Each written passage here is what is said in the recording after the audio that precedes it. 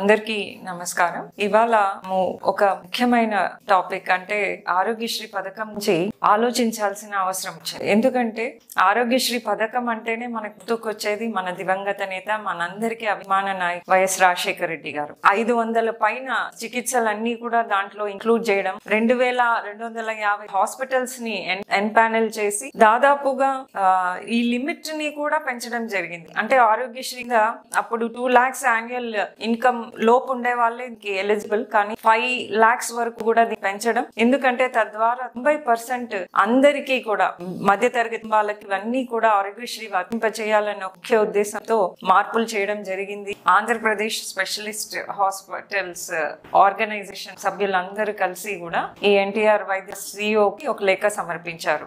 ఆరోగ్యశ్రీ సేవలు ఖచ్చితంగా ఈ 6వ తేదీ కూడా స్టాప్ చేయబోతున్నాము. మాకు ఏవైతే బిల్స్ బకాయిలు చెల్లించాలనో దాదాపు 1000 కోట్ల రూపాయలు ఇవ్వకపోతే మా హాస్పిటల్ నిర్వహణ అనేది చాలా కష్టం, మేము సేవలు కంటిన్యూ చేయలేము ఆ లేఖలో వాళ్ళు రాశారు. ఎందుకంటే వాళ్లకు కావలసిన మెడిసిన్స్ కానీ లేదా పరికరాలు కానీ లేదా సర్జరీ కావాల్సి ప్రతి ఒక్క ఐటెం కూడా వాళ్ళు వేరే సప్లయర్స్ నుంచి ఏజెన్సీస్ నుంచి తెప్పించుకుంటారు. సో వాళ్ళందరికీ కూడా పెండింగ్ ఉన్నాయి. వాళ్ళు కూడా నోటీసులు ఇవ్వడం హాస్పిటల్స్ అన్ని చోట్ల జరుగుతా ఉంది. సో దీని వల్ల ఏంటి, మొత్తానికే వాళ్ళు సేవలు వైద్య సేవలు ఒకవేళ స్టాప్ చేస్తే ఎవరు నష్టపోతారు? ఖచ్చితంగా పేద మధ్య తరగతి కుటుంబాలే ముఖ్యంగా దీని వల్ల ఖచ్చితంగా సఫర్ అయ్యేది. ఎందుకంటే దాదాపు నేను యాజ్ అ గైనకాలజీ ఒక డాక్టర్ గా నాకు తెలిసినటువంటి సర్కిల్ లోనే అంటే మా ఫ్యామిలీ ద్వారా ఒక రోగి వచ్చారు. ఆల్రెడీ జగనన్న ప్రభుత్వంలో ఆవిడకి బ్రెస్ట్ క్యాన్సర్ డయాగ్నోస్ అయ్యి స్టేజ్ 4 డిటెక్ట్ అయ్యి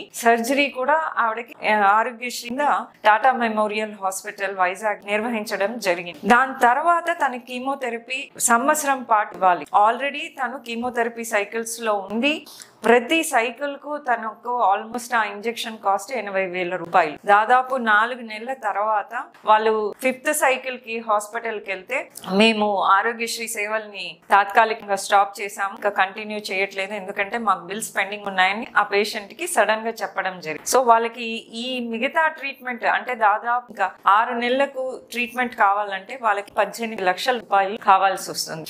ఈ మధ్యలో ఈ ట్రీట్మెంట్ ఆగిపోవడం, అట్లాగే వాళ్ళ కనీసము 1 లక్ష రూపాయలు కూడా వాళ్ళ చేతుల్లో లేదు. వాళ్ళు ఇంకా ఆల్రెడీ చేసుకున్న సర్జరీ కూడా ఈ ట్రీట్మెంట్ మధ్యలో ఆపడం వల్ల ఖచ్చితంగా అది కూడా ఫెయిల్ అవుతుంది. సో ఇటువంటి ఒక కేసే మనకు నోటీస్ లో ఉందంటే ఇంకా రాష్ట్రం అంతటా ఎంతమంది ఈ ఆరోగ్యశ్రీ సేవలు లేకపోతే ఇబ్బంది పడతారో మనం ఒకసారి మానవత దృక్పథంతో ఆలోచిస్తే మనకు అనిపిస్తుంది. ఏదైతే ఈ స్పెషాలిటీ హాస్పిటల్ అసోసియేషన్ డిమాండ్ చేశారో వాళ్లకు ఖచ్చితంగా త్వరగా అయితే వాళ్ళు డిమాండ్ చేసినటువంటి ఆ 2000 కోట్ల బిల్స్ ని వాళ్ళకి రిలీజ్ చేయడము, వాళ్ళు ఇంకా ఏ విధంగా వాళ్ళ సమస్యలు ఏమన్నా ఉంటే ఖచ్చితంగా వాళ్ళ నుంచి మాట్లాడి త్వరితగతిన వాళ్ళ సమస్యలు పరిష్కరిస్తే ఖచ్చితంగా ఈ ఆరోగ్యశ్రీ అనేది చాలా మంది కుటుంబాల్లో వెలుగుని తీసుకొస్తుంది.